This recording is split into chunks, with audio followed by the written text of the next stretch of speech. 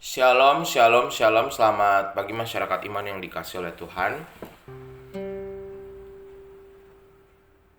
Bersabda. Tentang sabda ini adalah bagian dari cara kita untuk merenungkan firman Tuhan. Kenapa sih kita perlu bersaat teduh? Karena kadang-kadang kesibukan dan rutinitas kita seringkali membuat kita tidak punya waktu untuk berhenti sejenak. Bukan supaya sok-sok religius dengerin firman Tuhan, tetapi lebih mampu menyadari langkah apa yang kita ambil ini sudahkah yang terbaik, atau langkah yang kita ambil ini sudahkah membawa kedamaian. Mari bersama-sama kita minta kekuatan dari Tuhan dan berhenti sejenak untuk menyadari supaya kita nggak jalan dan nggak nabrak. Kidung Jemaat 59 bersabdalah Tuhan. Kidung Jemaat 59 bersabdalah Tuhan, bait pertama dan yang kedua. Kidung Jemaat 59 bait pertama dan yang kedua.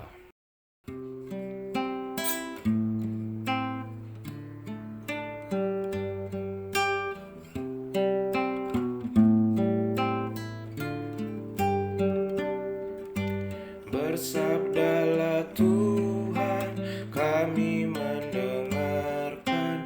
Bersabdalah Tuhan, kami mendengarkan.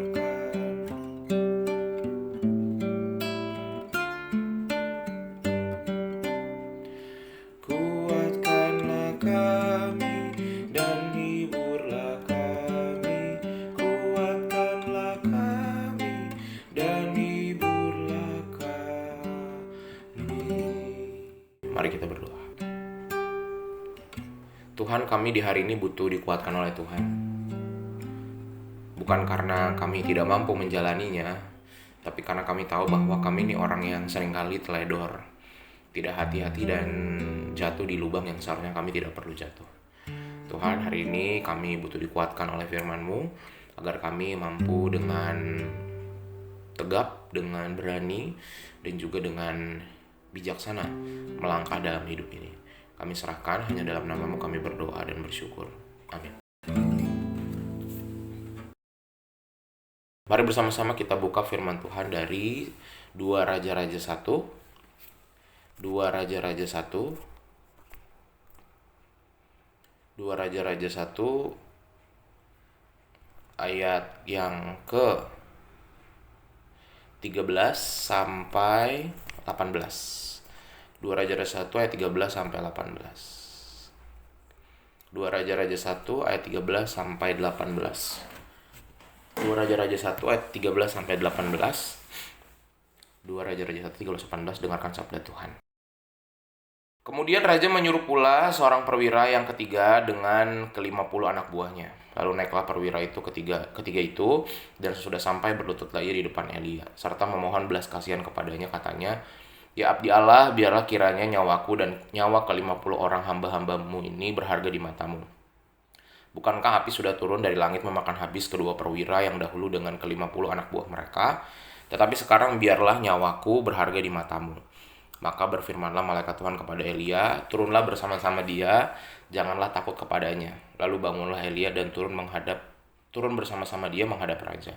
Berkata Elia kepada raja, "Beginilah firman Tuhan, oleh karena engkau telah mengirim utusan-utusan untuk meminta petunjuk kepada Baal-Zebub, Allah di Ekron, seolah-olah tidak ada Allah di Israel, untuk ditanyakan firman-Nya, maka sebab itu engkau tidak akan bangun lagi dari tempat tidur di mana engkau berbaring, sebab engkau pasti akan mati." Maka matilah raja sesuai dengan firman Tuhan yang dikatakan oleh Elia. Maka Yoram menjadi raja menggantikan dia dalam tahun kedua zaman Yoram bin Yosafat raja Yehuda, sebab Ahazia tidak mempunyai anak laki-laki. Selebihnya dari riwayat Ahazia, apa yang dilakukannya, bukankah semuanya itu tertulis dalam kitab sejarah raja-raja Israel? Bapak Ibu Saudara, pernah kepikiran gak ya kenapa rambu lalu lintas itu ada 3 warna lampu? Mungkin kan jawaban pertamanya kan merah berhenti, kuning hati-hati, hijau itu jalan. Saya pikir kenapa enggak satu aja cukup gitu ya. Maksudnya gimana?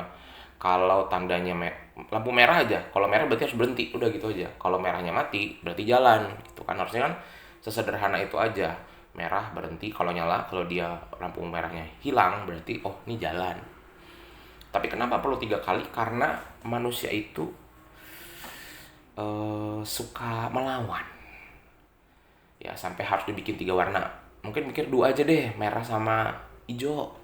Merah jalan, merah berhenti, hijau jalan. Tapi nggak bisa, pasti ada orang yang tetap melanggar. Akhirnya dikasih lagi warna kuning.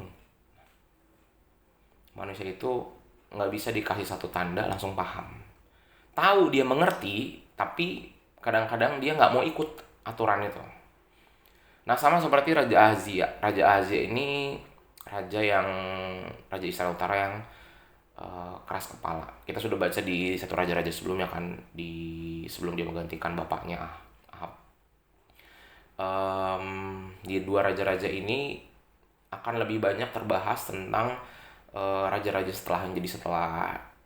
Kalau di satu raja-raja masih ada kisah-kisahnya Salomo, Daud. Nah sekarang ini benar-benar ketika Israel pecah, utara dan selatan masing-masing dengan cara mereka masing-masing, dan nabi yang datang dan pergi mengingatkan mereka gitu ya. Karena setelah pecah pokoknya udah nggak, untuk nurut sama Tuhan tuh bener-bener pilihan. Kalau dulu kan kewajiban ya, sekarang jadi kayak pilihan gitu, ada yang nurut ada yang enggak gitu.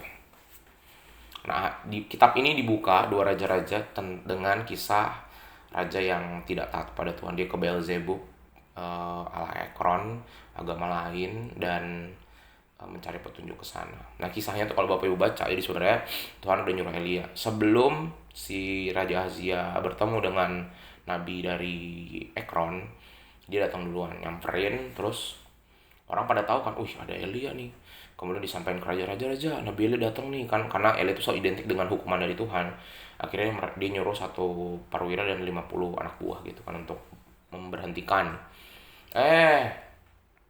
Karena ditantang begitu, Elia menurunkan api dari langit. Habislah itu. Masih dikirim lagi yang kedua. Dikirim lagi, habis. Nah ketika yang ketiga, perwiranya karena tahu kan bahwa ini beneran Nabi Allah nih, bukan sembarangan, Allahnya di atas segala Allah lain gitu. Dan perwira ini kayaknya menyadari gitu, ini salah deh. Akhirnya dia bilang, Nabi jangan, saya bawa Nabi aja ke raja deh gitu. Dibawa ke raja dikagetkan dengan fakta dan ditampar dengan kenyataan setelah kehilangan 2 perwira tinggi dan 100 perwira bawahnya. Dan akhirnya Ahazia mati. Bapak Ibu Saudara, Tuhan itu kalau ngasih tanda tuh, Tuhan tuh sebenarnya baik. Dia kalau mau hukum kita, dia nggak langsung hukum kita. Dia kasih tanda dulu, hei kamu salah gitu, dengan 1 peringatan. Kedua, dikasih peringatan kedua, sama seperti anak di sekolah kalau bikin salah ya, ada SP1, SP2, kalau udah 3 baru dikeluarin. Begitu juga di pekerjaan SP1, surat peringatan 1, surat peringatan 2 baru dikeluarin. Sama, Tuhan kasih peringatan tuh, kedua masih nggak 3.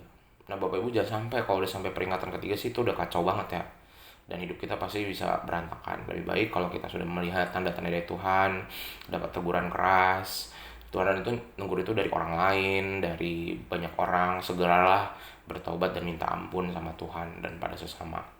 Ketika kita tetap nabrak dan jalan terus merasa kita saya nggak salah, saya benar, seperti Ahazia, bahkan mending cuma ngerasa benar, cari jalan lain. Jadi udah ngerasa benar, terus mau melangkahi Tuhan, hebat ya. Tapi ada nggak sih orang melangkahi Tuhan sekarang? Banyak. Melangkahi Tuhan itu ketika melakukan segala sesuatu nggak izin dulu sama Tuhan. Ketika melakukan segala sesuatu, Tuhan udah ngasih tanda masih nekat. Nah itu, ya akhirnya kadang perlu ditabrak keras sama Tuhan, dijungkir balikin hidupnya baru sadar. Nah jangan sampai deh dijungkir balikin dulu sama Tuhan. Aduh, amit-amit, serem banget kalau dijungkir balikin sama Tuhan tuh. Bisa dibilang sadarnya udah telat. Lebih baik sadar sekarang, bertobat sekarang. Dan semoga hari ini kalau kita sudah dikasih tanda sama Tuhan, buka mata, buka telinga, buka hati, segera berbalik deh. Mungkin gak enak, mungkin tapi di depan mata tuh udah banyak keuntungan di depan mata.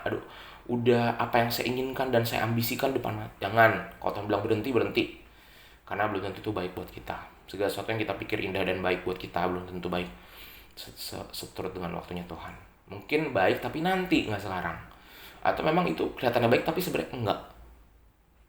Semoga kita peka dan ingat tanda-tanda dari Tuhan. Ingat petunjuk Tuhan aja, jalani aja, walaupun nggak enak, udah ikut aja, karena itu baik buat kita. Amin. Mari kita berdoa. Tuhan, terima kasih melalui firman-Mu kami belajar tentang melihat tanda dari Tuhan. Dan ajarkan kami tidak mengandalkan kekuatan kami. Tuhan, kami minta ampun kalau kami bikin salah, dan jangan sampai Tuhan kami ditegur keras baru kami putar balik.